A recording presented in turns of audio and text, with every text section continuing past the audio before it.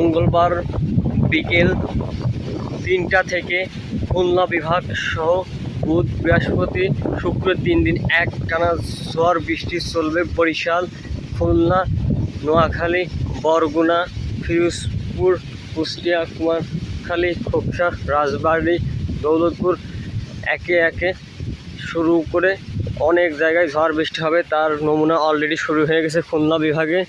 কুষ্টিয়াতে আপনারা দেখতেই পারছেন একের পর এক ঝড়ো হাওয়া বাতাস শুরু হয়ে গেছে।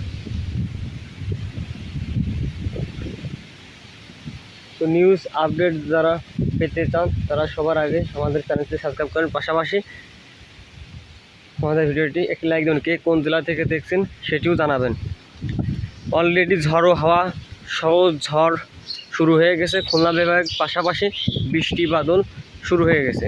বৃষ্টি কিন্তু আজকে 17.7 mm, খুলনা বিভাগ সহ রাজশাহী 15.5 mm সহ ঝড়ো বাতাস